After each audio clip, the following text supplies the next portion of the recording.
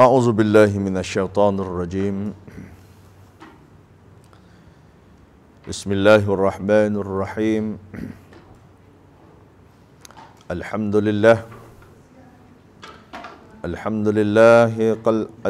لله القائل في سورة الصاد بعد أعوذ بالله من الشيطان الرجيم كتاب أنزلناه إليك مبارك ليدبروا آياته وليتذكر أولو الألباب والصلاة والسلاما على رسولنا وحبيبنا محمد المصطفى صلى الله عليه وسلم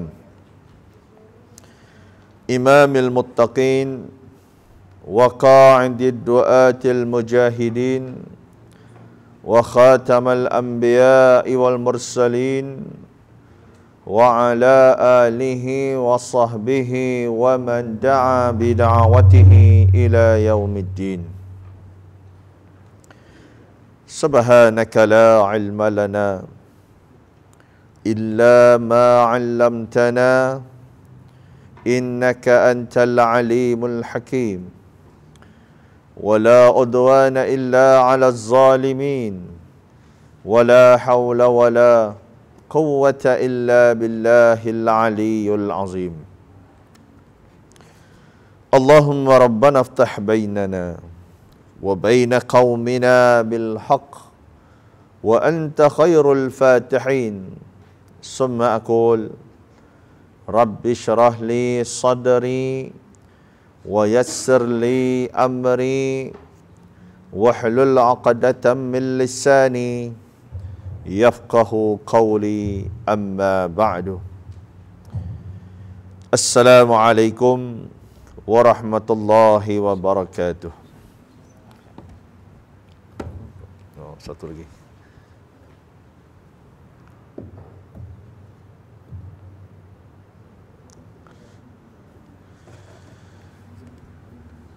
Sahibil Kiram, Afalatan Imam,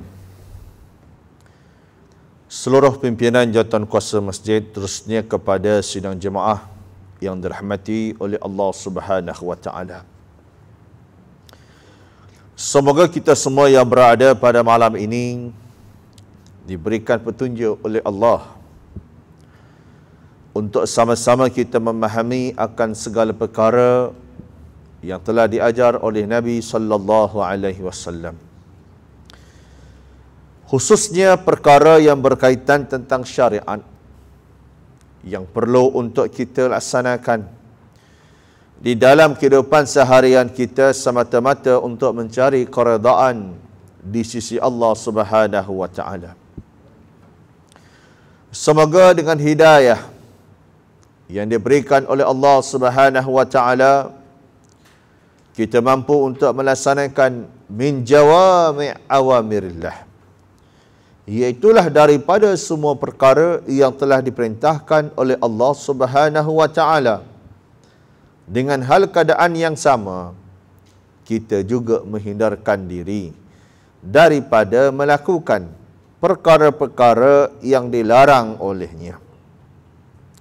Dan seterusnya sudah pasti sifat kita sebagai seorang abid, iaitulah hamba kepada Allah Subhanahu wa taala, adalah sentiasa ar-raja'u ilallah, iaitulah kita sentiasa berharap kepada Allah Subhanahu wa taala di atas setiap perbuatan dan perkataan yang kita laksanakan agar diterima oleh Allah dan kita semua digolongkan di kalangan mereka-mereka yang bertakwa kepadanya.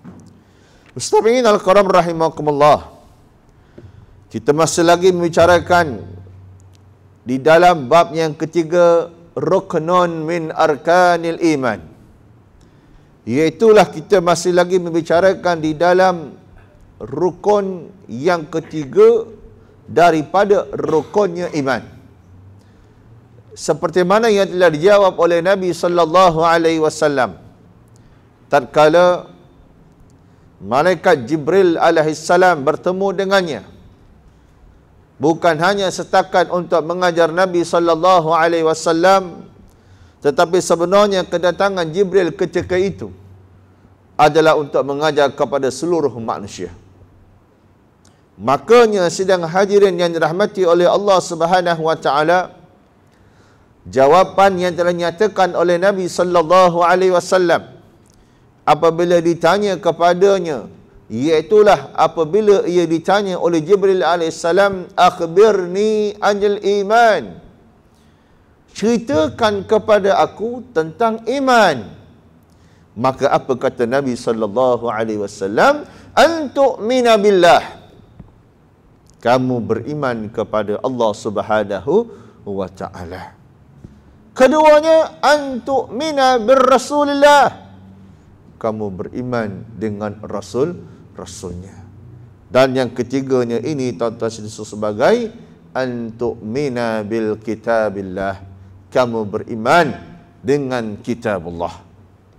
Maka kitab Allah ini tuan-tuan seperti mana yang telah kita sebut pada minggu-minggu yang sudah, ianya adalah merupakan kalam Allah, ianya adalah merupakan kata-kata Allah Subhanahu wa taala al-munzil, yang juga telah diturunkan ala qalbin Nabi sallallahu alaihi wasallam, yang diturunkan ke atas hatinya Nabi sallallahu alaihi wasallam.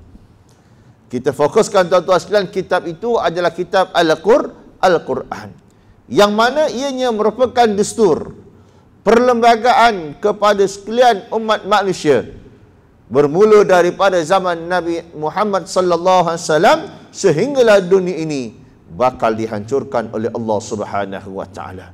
Maka itulah Al-Quran disebut sebagai kalamullah al-munzilu ala qalbin Nabi sallallahu alaihi wasallam, diturunkan ke atas Nabi sallallahu alaihi wasallam, yang hal keadaannya itu disebut sebagai mutawattiran, secara berperingkat-peringkat.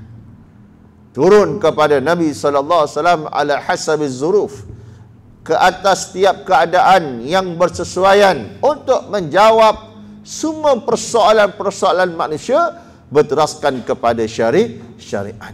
Maka itulah hikmahnya.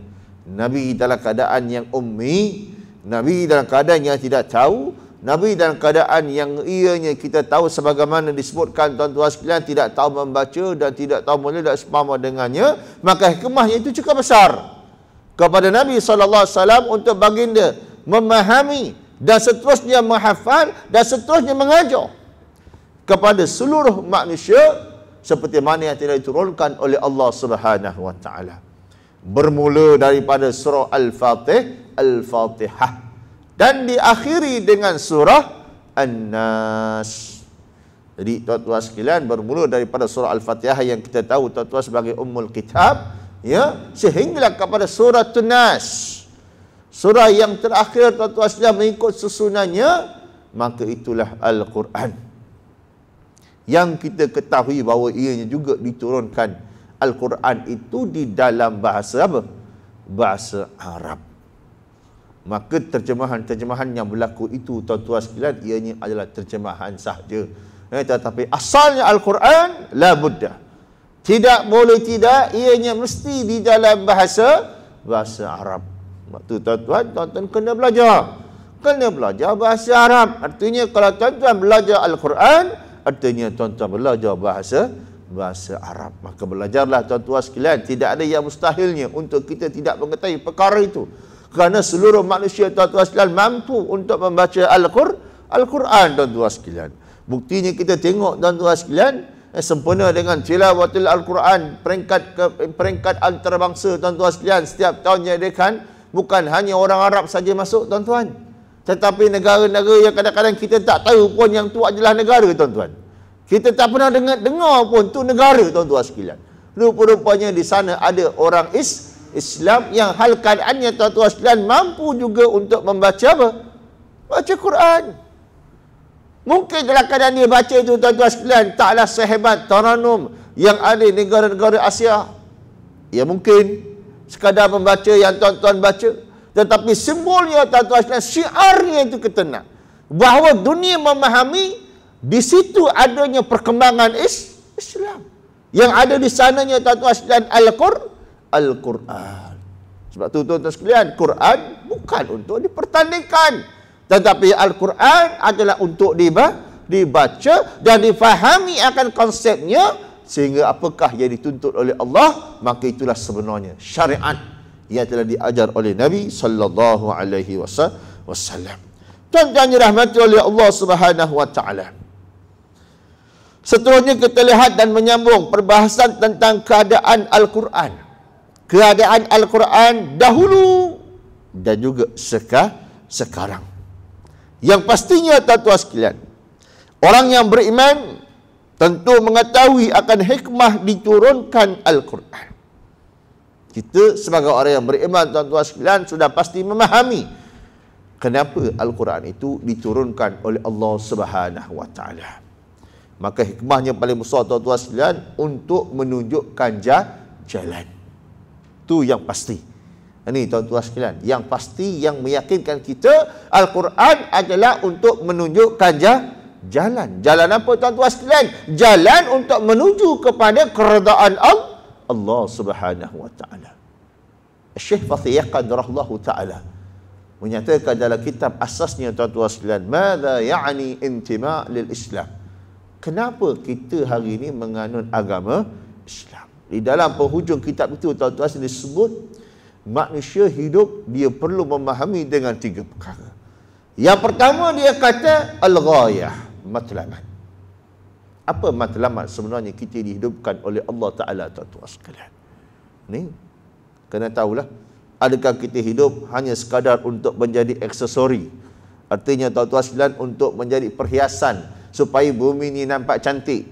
Bukan hanya ada pokok, bukan hanya setakat ada binatang, bukan hanya setakat ada apa lagi tuan-tuan, bulan, bintang, sungai, lautan dan seumpama dengannya. Mudah-mudahan dengan adanya manusia, bumi semakin ceria. Adakah itu matlamatnya? Adakah kita hidup tuan-tuan hidup semata-mata untuk mencari makan, untuk meneruskan kehidupan, ataupun tuan-tuan sekalian untuk kita berseronok-seronok, ataupun apa benda tuan-tuan sekalian yang kita hari ini menjadi matlamatnya? Makanya tuan-tuan sekalian disebutkan matlamat kehidupan kita di dunia ini tuan-tuan sekalian hanya semata-mata untuk mencari mardatillah, untuk mencari keredaan Allah Subhanahu wa taala. Sebab tu tuan-tuan, setiap kehidupan kita, perinciannya tuan-tuan sekalian, amalnya, perbuatannya itu hendaklah menuju kepada keredaan Allah. Kita kerja bagaimana untuk mencari keredaan Allah. Kita beribadah, bagaimana ibadahnya itu tuan-tuan sekalian untuk mencapai keredaan Allah. Kita kena ingat tuan-tuan sekalian, mungkin anggapan kita amalan yang kita buat ya untuk mencari keredaan Allah Subhanahu wa taala. Tetapi tuan-tuan sekalian, kita jangan lupa, ada juga di antara mereka yang beramal bukan untuk mencari keredaan Allah, sehingga mereka di tuan-tuan sekalian beramal, tetapi tuan-tuan sekalian mendapat keberkahan daripada Allah Subhanahu wa taala. Ini kena peringat tuan-tuan sekalian. Ya, kalau tidak takkan Allah sebut dalam Quran banyak perkara tuan-tuan sekalian. Contoh seperti mana tentang orang-orang yang bersolat. Orang-orang yang bersolat itu disebutkan oleh Allah Subhanahu wa taala, fawailul lil musallin. Ni tuan-tuan sekalian, ia bersembahyang sebaik itu ibadah, tetapi ibadahnya tuan-tuan sekalian mendapat kecelakaan daripada Allah Subhanahu wa taala. Begitulah dengan keadaan kehidupan kita. Kita berkahwin, kita berumah tangga, kita beranak tuan-tuan sekalian, kita bermuamalah bersama-sama dengan masyarakat. Semuanya perkara itu tuan-tuan sekalian hendaklah jadikan sebagai asas untuk mencapai kepada mardatillah. Ni kena jelas tuan-tuan. Al-ghayah. Yang keduanya tuan-tuan sekalian, Nabi sebutkan syafat Allah taala, yang keduanya al-tariqu ilal ghayah. Al-tariqu ilal ghayah, jalan untuk menuju kepada matlamat. Jadi tuan-tuan sekalian, jalan untuk kita menuju kepada matlamat tadi, mardatillah, kena jelas. Ini tuan-tuan sekalian, sebab tu tuan-tuan kita kena ada tariq, kita kena ada jalan. Istilah bahasa kita tuan-tuan orang Melayu mesti ada tariq apa? Tariqat. Apa makna tariqat tuan-tuan? Jalan. Jalan bagaimana tuan-tuan sekalian untuk mencapai kepada keredaan Allah Subhanahu wa taala. Jadi tuan-tuan sekalian, Apa jalan kita? Maka jalan kita seperti mana, inilah kaitan yang kita bahas. Apa dia tuan-tuan sekalian? Al-Quran. Tarekat kita Al-Quran. Itulah jalan kita tuan-tuan sekalian. Diperkuatkan dengan Al-Hadis. Apa dia Al-Hadis? Al-aqwal wal-af'al wa takrir minan Nabi sallallahu alaihi wasallam. Perbuatan, perkataan dan ketetapan yang datangnya daripada Nabi sallallahu alaihi wasallam. Itu hadis. Jadi ini dua jalan tuan-tuan sekalian untuk mencapai kepada keredaan Allah Subhanahu wa taala. Nabi pesan dah tuan-tuan, walan tadillu bihi abada idza istamassaktum bihima. Tidak akan sekali-kali kamu sesat untuk selama-lamanya sekiranya kamu masih lagi berpegang dengan dua perkara, iaitulah Al-Quran dan juga sunnah al-mutahharah ar-Rasul sallallahu alaihi wasallam. At-tariq. Yang ketiganya tuan-tuan sekalian, apa dia? Al-ghayah la tumarrirul wasilah. Apa maknanya tuan-tuan sekalian? Al-ghayah, untuk kita mencapai matlamat, la tubarrirul wasilah. Ianya tidak menghalalkan cara. Ini tuan-tuan sekalian. Matlamat tidak menghalalkan cara. Apa penafsirannya tuan-tuan sekalian? Untuk kita mencapai kepada matlamat redha Allah Subhanahu wa taala, maka jalannya ke sana tu tuan-tuan sekalian kena perhatikan supaya tidak berbaur dengan kemurkaan Allah Subhanahu wa taala. Niat kita baik tuan-tuan sekalian, tetapi cara kaedah kita untuk mencapai kepada perbuatan baik itu tidak mendatangkan kebaikan. Ini tuan-tuan sekalian. Ya, kita nak tolong orang. Waktu yang sama tuan-tuan sekalian kita menggunakan barang-barang curi. Contoh kata, kita dah curi barang orang, kita bagi orang. Bagi orang bagus, tolong. Wa ta'awanu 'alal birri wat taqwa. Tetapi tuan-tuan sekalian, kaedah jalannya tuan-tuan untuk mencapai kepada tolong itu satu benda yang tidak disenangi oleh syariat. Maka perkara ini menjadi fasid. Maka perkara ini tuan-tuan sekalian menjadi buruk. Perkara ini menjadi rosak. Disebabkan tuan-tuan sekalian, cara kita tadi ini tidak bertempatan dengan syariat, yang akhirnya walaupun matlamat itu elok, ianya menjadi tidak baik. Sebab tu tuan-tuan sekalian, kita kena pastikan, ya, untuk mencapai kepada matlamat yang kita inginkan, jalan-jalan yang kita lalui itu benar-benar berada di dalam syariat Allah Subhanahu wa taala. Tuan-tuan yang dirahmati oleh Allah Subhanahu wa taala sekalian, ya, hari ini kita baru saja mendapat keputusan peperiksaan anak-anak kita. Dalam peperiksaan apa tuan-tuan sekalian? UPSR. UPSR ni tuan-tuan sekalian, unit peperiksaan sekolah rendah. Sekadar slip ajalah tuan-tuan. Ya, itu pun tuan-tuan sekalian, ramai ibu bapa yang apa? Yang menangis, menitiskan air mata. Bukannya berjaya. Berjaya dah memanglah senyum lebar tuan-tuan. Tetapi kerana anaknya tidak mencapai kepada sasaran, hanya mendapat mungkin 1 A saja. Ni tuan-tuan, mungkin dapat 2 A saja. Matlamatnya 3 A. Tiba-tiba dapat berapa? Dapat 1 atau 2 saja. Menangis tuan-tuan sekalian. Ni. Dah menangis tuan-tuan sekalian, barulah cari ustaz. Dah nangis, cari ustaz. Tolonglah ustaz, nak saya dapat 2 A je. Macam mana nak masuk sekolah ni? Ni tuan-tuan. Kalau dapat 5 A, tak masuk sekolah saya ke? 5 A cek sekolah lain lah ustaz. 2 A masuk sekolah ustaz. Inilah kita kata tuan-tuan sekalian. Patutnya dapat 5 A, masuklah sekolah agama. Ni tuan-tuan sekalian. Jadi sekolah agama ni tuan-tuan jadi pilihan yang apa? Bukan kedua kak, terakhir. Dah tak ada tempat. Ni tuan-tuan sekalian, saya sebut tuan-tuan, inilah masalah kita. Jadi pilihan terakhir, sedangkan agama ni sepatutnya menjadi pilihan apa? Pilihan yang paling utama. Kenapa tuan-tuan sekalian? Pendidikan agama ni bukan dia bawa pergi dunia, tetapi pendidikan agama ni tuan-tuan sekalian, dia bawa hingga ke apa? Fil akhirah. Ini orang lupa tuan-tuan sekalian. Boleh menangis tuan-tuan sekalian sampai 5A. Anak tuan-tuan sekalian ya, tak sembahyang, ada yang menangis. Saya rasa tak ada orang menangis kerana anak tak sembahyang tuan-tuan sekalian. Ni tolong fikir tuan-tuan sekalian. Kena fikir sikit bab ni tuan-tuan sekalian. Ya, kerana kita fokusnya tuan-tuan sekalian untuk mengejar agama. Ni tuan-tuan sekalian. Ya. Sesiapa yang menjaga agamanya, maka dia akan mendapat kebahagiaan tuan-tuan sekalian. Ni tuan-tuan sekalian, pendidikan akademik bukan maknanya kita nak kesampingkan, bukan nak tinggalkan, tidak. Kita kena kejar juga. Tapi waktu yang sama tuan-tuan sekalian, pendidikan agama menjadi teras. Ini tuan-tuan sekalian, menjadi dasar yang perlu untuk kita khadamkan kepada anak-anak kita tuan-tuan sekalian. Ini tuan-tuan sekalian. Kita di Johor ni tuan-tuan sekalian ada sekolah agama. Yang belah petang tu tuan-tuan sekalian tu namanya sekolah apa? Sekolah agama. Ini tuan-tuan, sekolah agama kerajaan negeri Johor. Ada sekolah agama tuan-tuan sekalian. Kalau dulu tuan-tuan sekalian darjah 3, kita sekolah pagi, darjah 1 sekolah apa? Sekolah petang. Itu masa saya lah. Masa tuan-tuan saya tak tahu. Ni. Saya rasa tuan-tuan dengan saya lebih kurang je. Sebab kita lebih kurang tua lah. Cuma saya muda sikit je. Ni tuan-tuan sekalian. Tapi maknanya sama. Dasarnya begitu.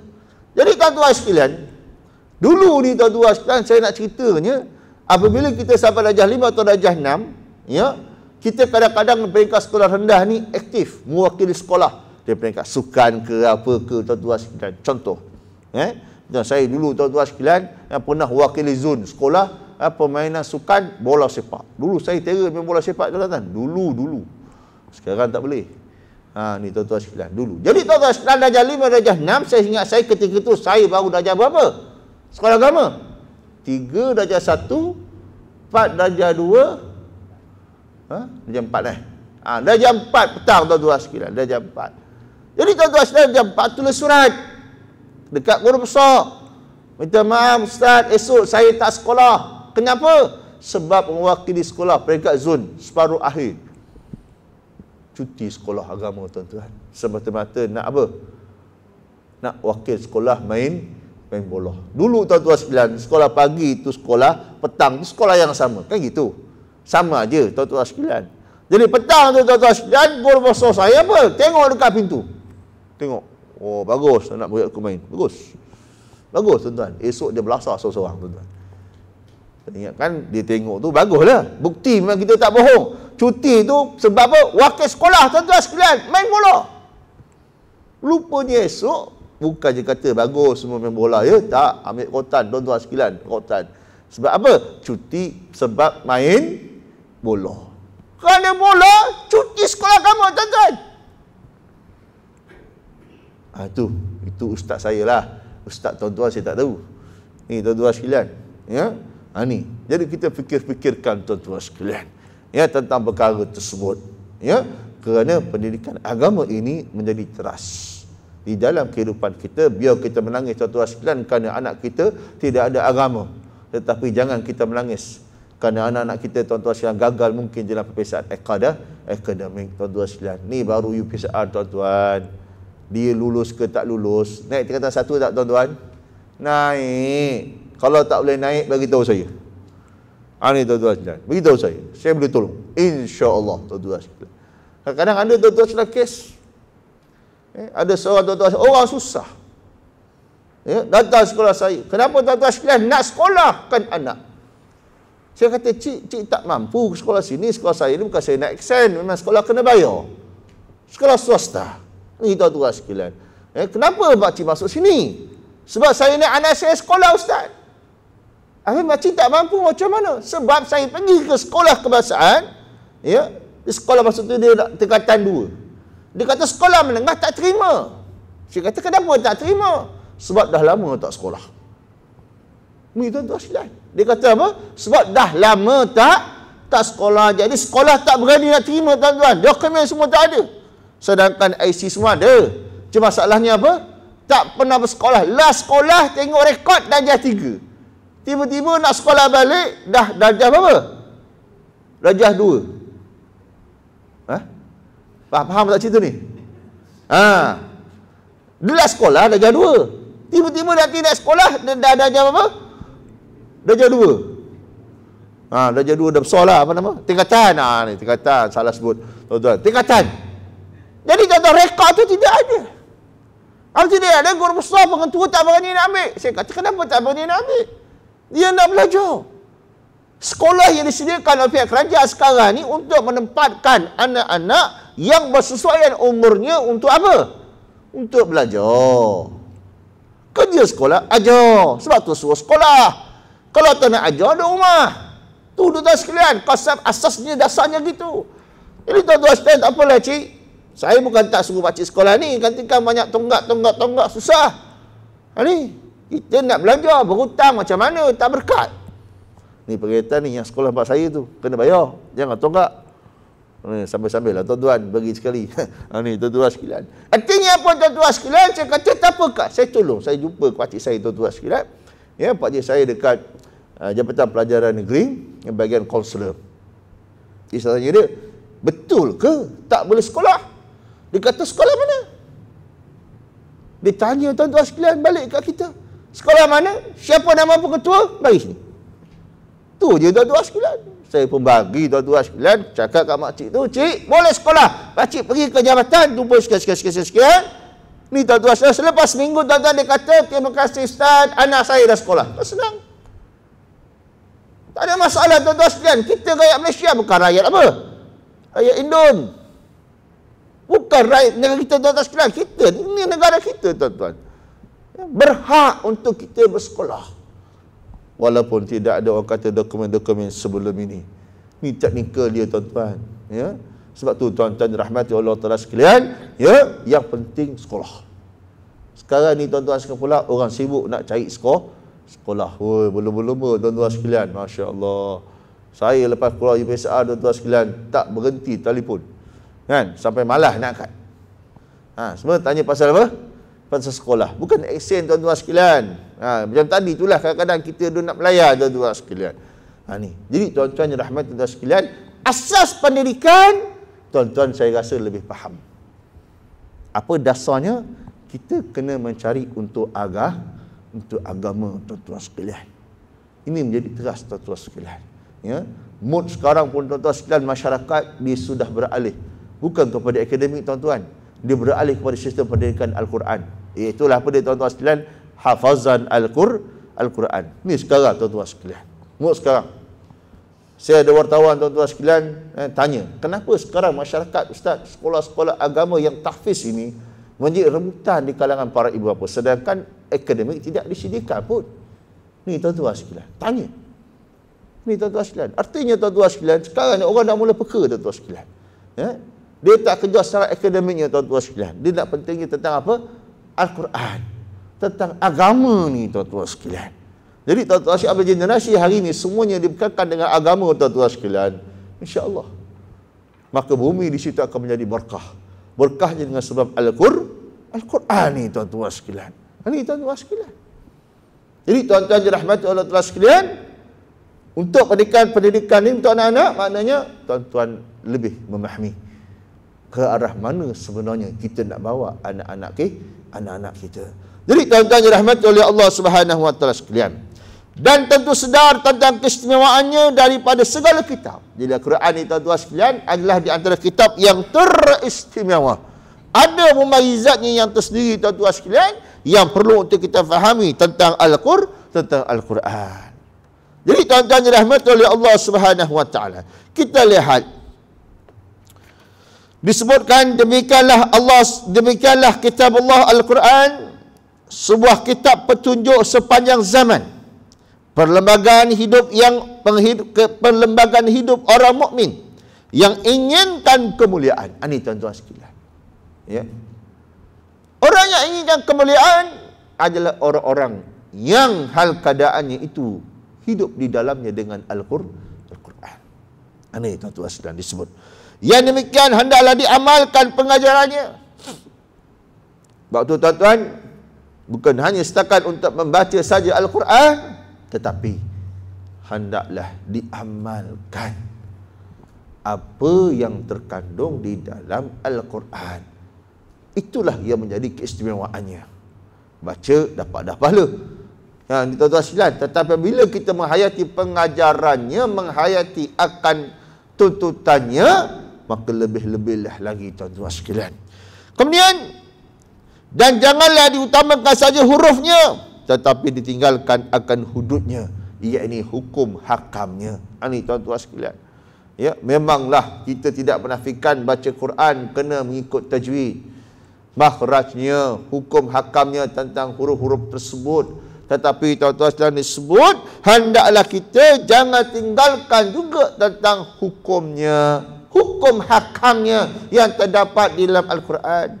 Wa tuqimus salah, dan hendaklah kamu dirikan salat, itu hukum tuan-tuan, suruh sembahyang. Wa tu'tiyaz zakah, dan keluarkanlah kamu tentang zakat. Ini tuan-tuan sekalian. Wa ahallallahu al-bai'a wa harrama riba. Hukum lagi tuan-tuan sekalian. Allah menghalalkan jual beli dan mengharamkan riba. Ini tuan-tuan sekalian.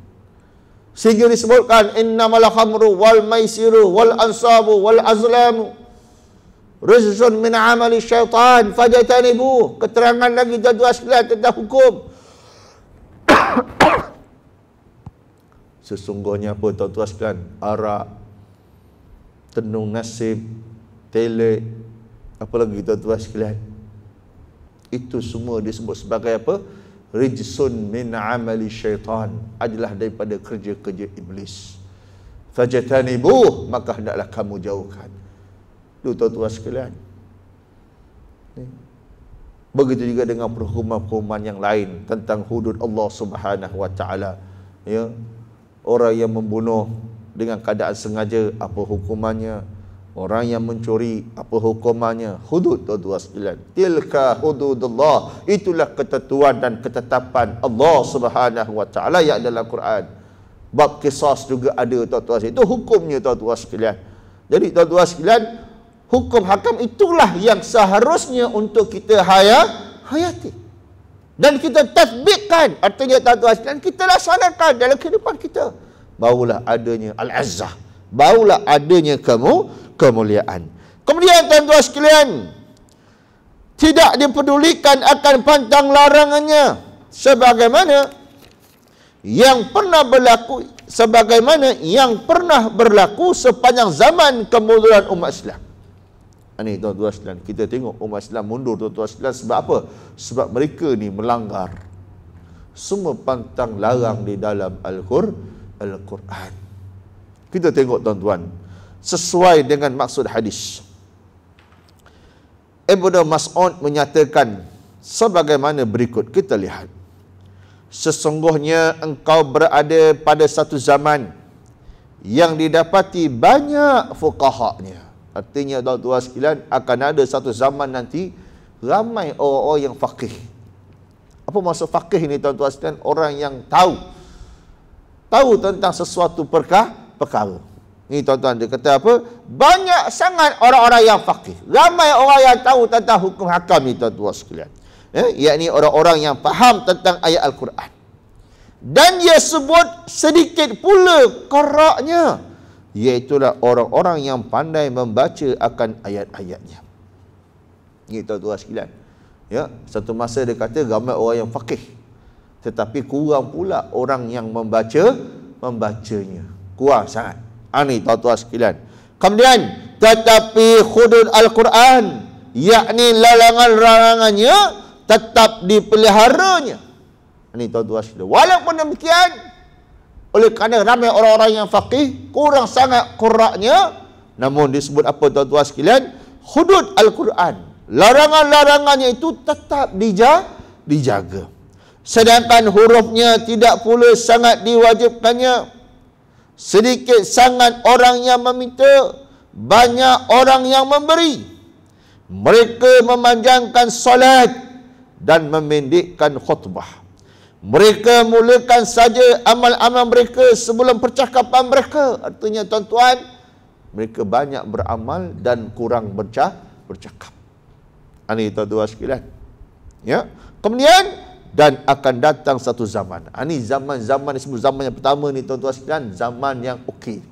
Zaman yang disebut sebagai zaman orang yang faham tentang ilmu agama yang dia ni mengamalkan ilmu tersebut, tuan-tuan sekalian.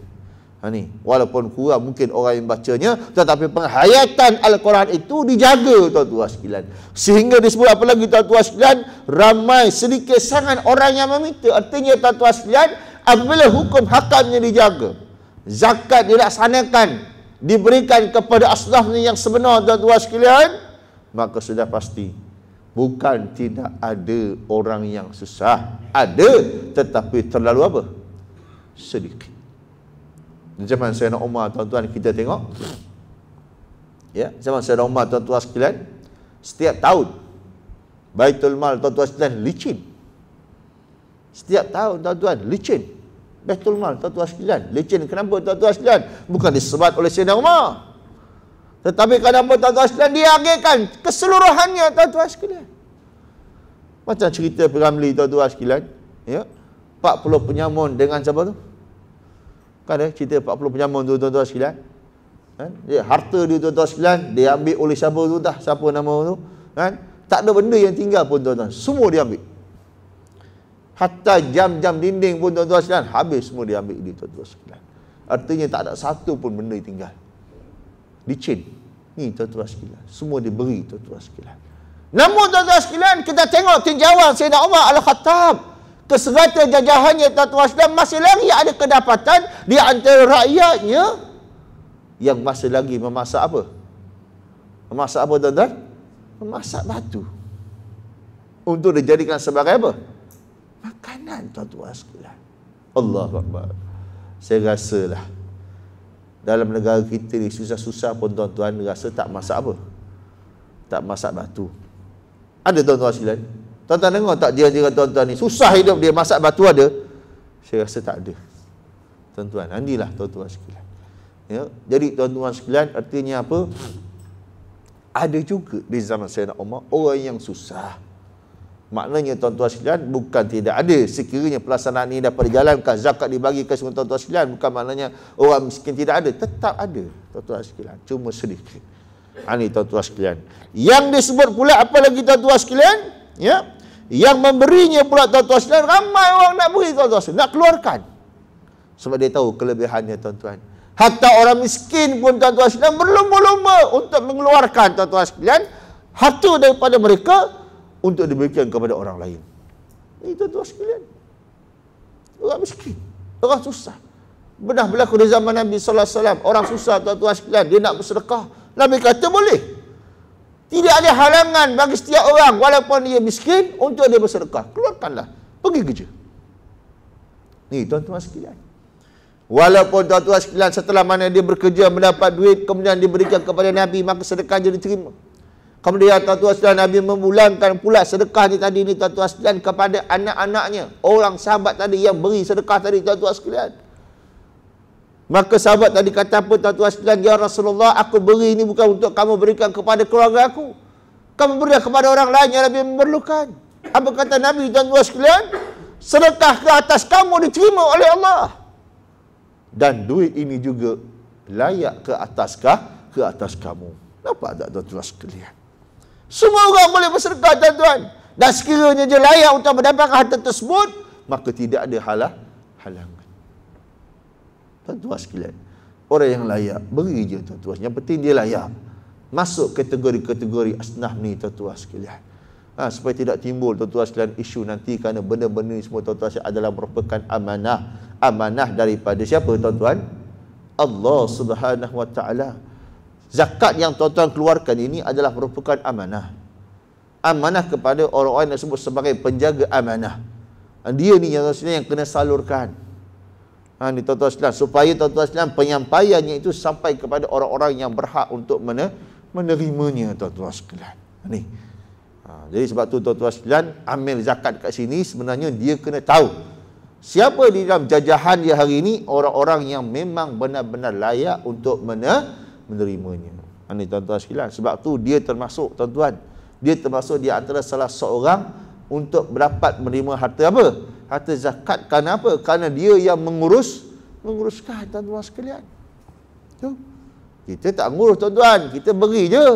Dia kena nguruskan, kena pungut, kemudian kena agih-agihkan, kena bagi pula tuan-tuan syarikat orang tu. Kalau tak sampai dia kena tuan-tuan.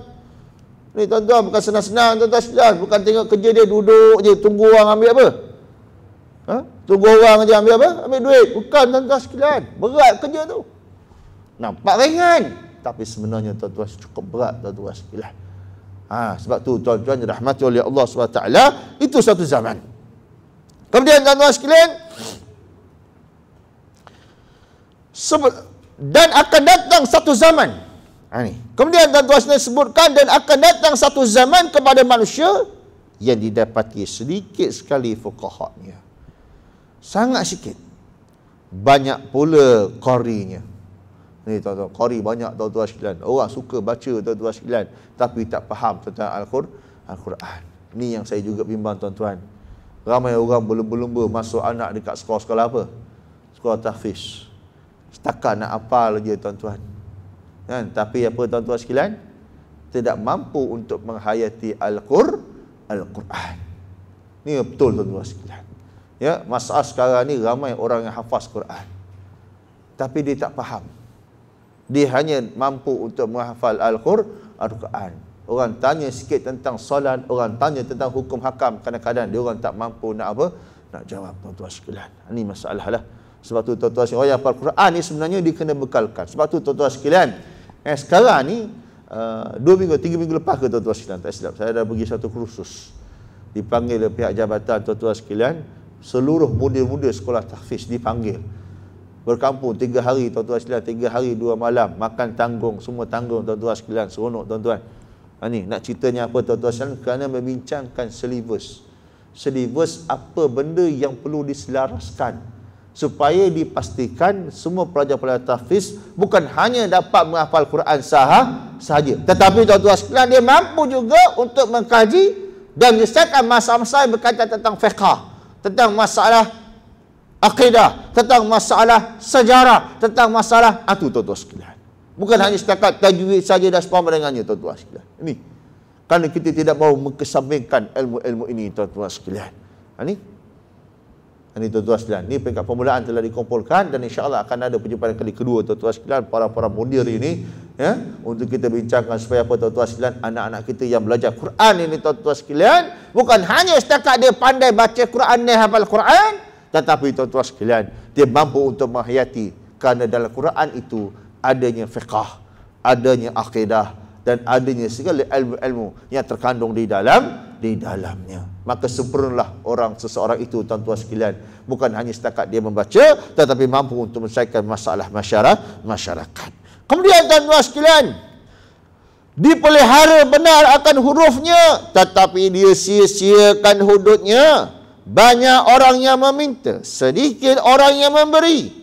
Mereka memanjangkan khutbah, memendekkan salat.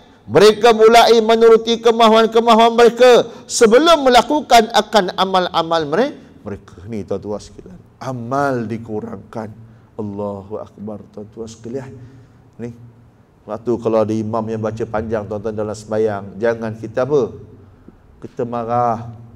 Kadang kita ni tuan-tuan sekalian sembahyang nak cari masjid yang baca imam ni baca surah apa? Surah pendek-pendek, biar cepat apa tuan-tuan? Cepat habis. Ni tuan-tuan sekalian. Yang disebut tadi ni, ingat tuan-tuan sekalian. Kita bimbang. Ni. Jangan pula tuan-tuan sekalian pernah berlaku seperti mana yang kita ceritakan tuan-tuan. Pak Imam baca panjang solat maghrib. Panjang baca surah Al-Baqarah. Surah Al-Baqarah panjang. Panjang tak, Mam? Berapa juzuk, Mam? Dekat 3 juzuk kan? Panjang tu tuan-tuan. Sekali isyak, makmum tanya dulu tuan-tuan, Pak Imam tadi maghrib baca surah apa? Pak Imam kata saya baca surah Al-Baqarah. Panjang ya Imam, inilah Al-Baqarah. Nanti isyak imam nak baca surah apa? Imam kata saya nak baca surah Al-Fil. Okeylah Imam. Balik tuan-tuan dia tengok Quran. Dan balik tu dia fikir tuan-tuan. Balik tu dia tak tengok, balik tu dia fikir. Kalau maghrib tadi imam baca surah Baqarah punya panjang, ini kan pula suratul Fil. Kenapa tuan-tuan? Fil tu apa? Gajah.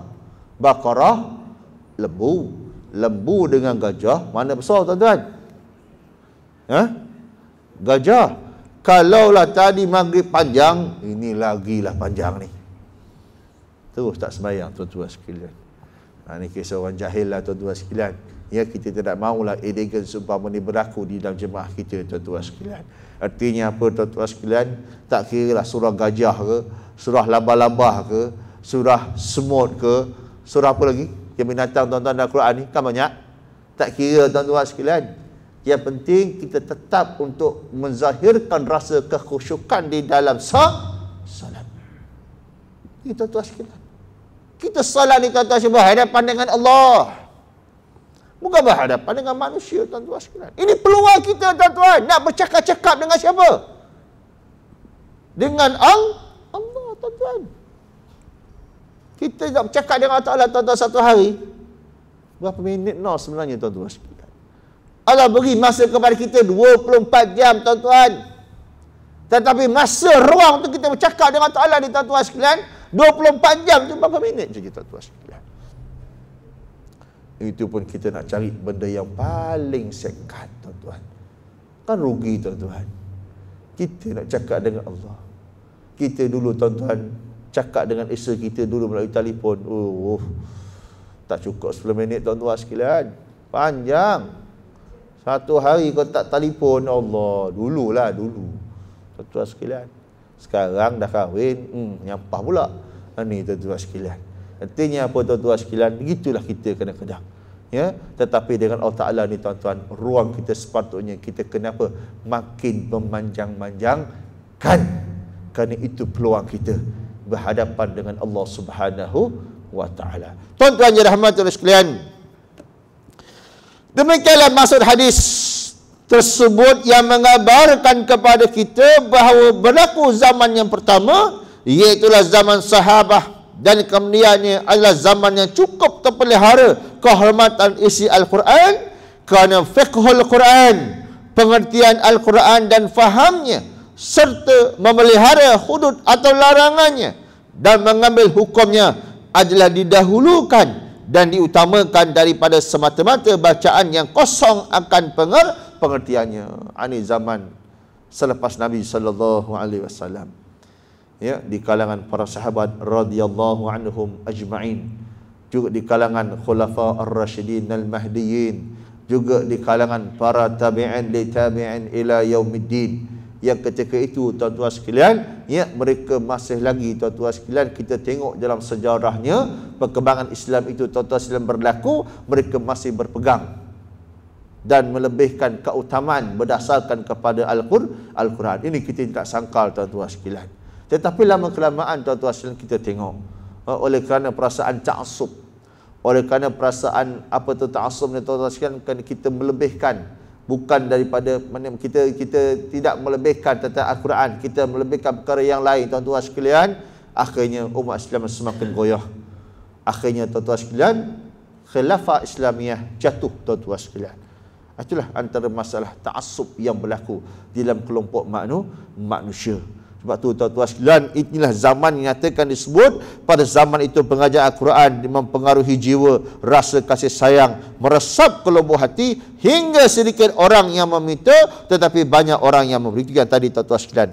Kemudian mereka di kala itu memanjangkan solat, kerana solat adalah munajat dan bisikan kepada ilahi yang perlu dilambatkan masa dalam mengerjakannya. Sedangkan khutbah mereka diringkaskan kerana khutbah semata-mata percakapan gerak lidah, bertuturan huruf yang habis begitu saja, dan mereka mengutamakan amal dan memulakannya sebelum mereka bercakap, berbual dan bertukar fikiran.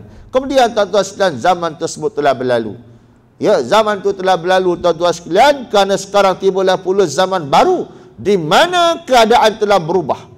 Kini telah banyak orang baca Quran tetapi bacaannya tidak sampai ke hati. Ini tuan-tuan, baca Quran tapi tak masuk duk dalam hati tuan-tuan sekalian. Sedangkan Quran itu disebut tuan-tuan sekalian, wa idza tuliyat alaihim zadatuhum imana. Apabila dibacakan kepada mereka akan ayat-ayat Quran, zadatuhum imana, bertambah tuan-tuan sekalian keimanan mereka.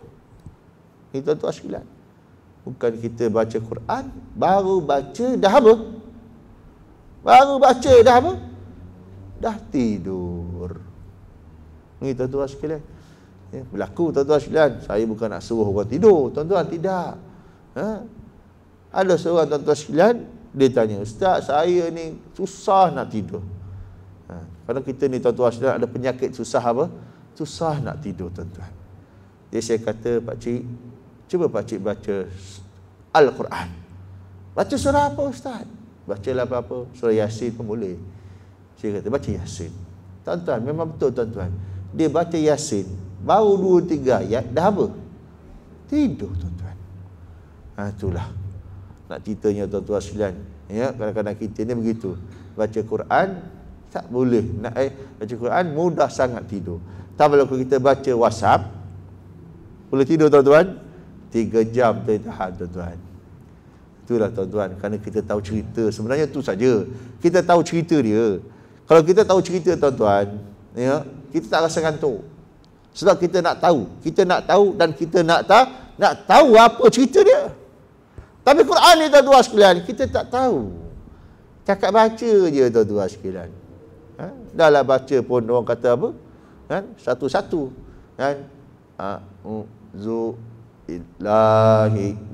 Gitu pula, tuan-tuan sekalian. Contoh kata, lagilah pening kepala, tuan-tuan. Sebab tu, tuan-tuan sekalian, jangan berputus asa di dalam kita baca Quran. Tak reti, belajar. Dah belajar, tuan-tuan sekalian, zahirkan rasa dalam hati kita ni khusyuk dan suka kepada Al-Quran. Kemudian, tuan-tuan sekalian, apa lagi disebut tentang zaman sekarang ini? Dia kata, banyak orang yang mengutamakan dan menghafaz Quran, tetapi dia sia-siakan hududnya. Ini kita sentuh tadi, tuan-tuan sekalian. Hukumnya, nasihatnya, pelajarannya. Sebab itu Al-Quran, tuan-tuan sekalian, tidak dapat menginsafkan mereka. Dan mereka pun tidak insaf sesama mereka. Ini tuan-tuan sekalian. Apabila penghayatan tidak dijaga, ya, dibiarkan begitu saja, maka inilah jadinya, tuan-tuan sekalian. Manusia kosong sebenarnya. Ini rumah kita, tuan-tuan sekalian, banyak ayat-ayat Quran yang tergantung. Ini, tuan-tuan sekalian. Ya, hari ini rumah kita kadang-kadang, tuan-tuan sekalian, banyak Quran. Tapi sayang, ya, kadang-kadang Quran ni banyak saja, tuan-tuan rumah, tuan rumah pula masalah, tuan-tuan sekalian. Bergaduh. Gitu, tuan-tuan sekalian. Antara suami, isteri, anak, beranak, Allahu Akbar, tuan-tuan sekalian. Kerana apa? Quran menjadi hiasan. Bukan Quran menjadi amalan kepada mereka. Mereka percaya kadang-kadang Quran ni, tuan-tuan sekalian, boleh beri rezeki. Ayat rezeki ada tergantung di rumah. Ayat 1000 dinar, tuan-tuan sekalian, saya rasa setiap rumah orang ada. Saya rasa semua ada. Rumah makin lama makin apa, tuan-tuan? Rumah makin lama makin besar. Ini, tuan-tuan, sebab ada Quran tersebut. Tapi tuan rumah makin apa? Tuan rumah makin apa? Tuan rumah makin papa, tuan-tuan sekalian. Sebab yang beramal ni siapa? Rumah, bukan tuan rumah. Inilah masalah. Jadi, tuan-tuan dirahmati oleh Allah Ta'ala sekalian, hingga banyak orang yang meminta, tetapi sedikit orang yang memberi di antara mereka. Mereka memanjangkan khutbah kerana khutbah tidak menyusahkan mereka, dan mereka memendekkan solat kerana solat menggelisahkan jiwa mereka. Disebabkan tidak ada hubungan langsung dengan Allah yang Maha Kuasa, akhirnya mereka suka bercakap mengikut kemahuan mereka sendiri sebelum mereka melakukan akan amal yang sepatutnya mereka mulai. Ini, tuan-tuan sekalian, dua zaman disebutkan oleh Nabi SAW yang mudah-mudahan, tuan-tuan sekalian, walaupun mungkin kita berada di zaman ini, dia mungkin, tuan-tuan sekalian, supaya kita tidak masuk di antara golongan itu. Ini, tuan-tuan sekalian, ini peringatan sebenarnya daripada Nabi, bukan nak mengancam kedudukan kita. Ya, kerana setiap benda yang Nabi sebut, tuan-tuan sekalian, adalah inzar. Apa dia inzar, tuan-tuan? Memberikan peringatan. Kita kalau tidak diberikan peringatan, tuan-tuan sekalian, kita mudah lupa. Ini, tuan-tuan sekalian. Ya. Kalau tidak diberikan peringatan, ancaman, kita lupa, tuan-tuan sekalian. Ini, tuan-tuan sekalian. Ya. Kalau selalu diberikan peringatan, insya-Allah kita akan sentiasa beringat. Ini, tuan-tuan sekalian, ya. macam kereta. Flatnya tu tuan-tuan sekalian. Dah dia beritahu, flat kenapa? Besar kan? Jangan kecil-kecil, tuan-tuan sekalian. Tapi berapa ramai dah, orang dah kena dah tuan-tuan sekalian kereta. Sebab apa? Sebab tak nak dengar peringatan yang telah diberikan. Ini contoh tuan-tuan sekalian. Begitu juga benda-benda yang lain tuan-tuan sekalian. Jadi tuan-tuan yang dirahmati oleh Allah Subhanahu Wa Taala, maka dengan keterangan ini jelaslah bahawa Al-Quran tidaklah dapat dipatuhi maksud utama dari turunnya dengan membacanya ayat demi ayat, selagi belum diperhatikan akan pengertian dan tujuannya menurut cara yang sepatutnya. Ini tuan-tuan sekalian. Sebelum kita mengakhiri kuliah kita, inilah peringatannya apa dia tuan-tuan sekalian. Berdasarkan dua keterangan tadi, tidaklah dapat dipatuhi maksud utama dari turunnya dengan membacanya ayat-ayat demi ayat, selagi belum lagi diperhatikan akan pengertian dan tujuan ayat tersebut tuan-tuan sekalian. Apa kata Allah? Kitabun anzalnahu ilaika mubarak liyadabbaru ayatih wa liyatazakkara ulul albab. Ini Allah kata, sebuah kitab yang kami turunkan dia kepada engkau yang diberkati, supaya mereka perhatikan akan ayat-ayatnya dan supaya mengambil peringatan akan orang-orang yang mempunyai fikiran. Tuan-tuan, kalau kita nak mempunyai orang yang berakal, maka jadikan Al-Quran sebagai peringatan. Artinya tuan-tuan, kalau orang yang tidak mengambil peringatan daripada Al-Quran, sebenarnya dialah orang-orang yang tidak ada apa? Tidak ada akal. Itu maksud lembutnya, maksud kasarnya, itulah orang-orang yang apa? Yang apa? Yang gila. Itu je tuan-tuan sekalian. Mudah-mudahan ada manfaatnya pada hari ini. Wa aqulu qawli hadza astaghfirullahal azim li wa lakum innahu wal ghafurur rahim. Allahumma ihdinas siratal mustaqim. اللهم اهدنا الصراط المستقيم اللهم اهدنا الصراط المستقيم صراط الذين أنعمت عليهم من النبيين والصديقين والشهداء والصالحين وحسن أولئك رفيقا يا أرحم الراحمين اللهم ارزقنا فهم النبيين وحظ المرسلين إلهام الملائكة المقربين في الدين والسلامة برحمتك يا أرحم الراحمين اللهم اجعلنا من الذين يستمعون قولا ممن يتبعون ما أحسنه اللهم ربنا عليك توكلنا وإليك أنبنا وإليك المصير وصلى الله على سيدنا محمد وعلى آله وصحبه وبارك وسلم والحمد لله رب العالمين سبحانك اللهم وبحمدك أشهد أن لا إله إلا أنت أستغفرك وأتوب إليه بسم الله الرحمن الرحيم والعصر إن الإنسان لفي خسر إلا الذين آمنوا وعملوا الصالحات وتواصوا بالحق وتواصوا بالصبر السلام عليكم ورحمة الله وبركاته.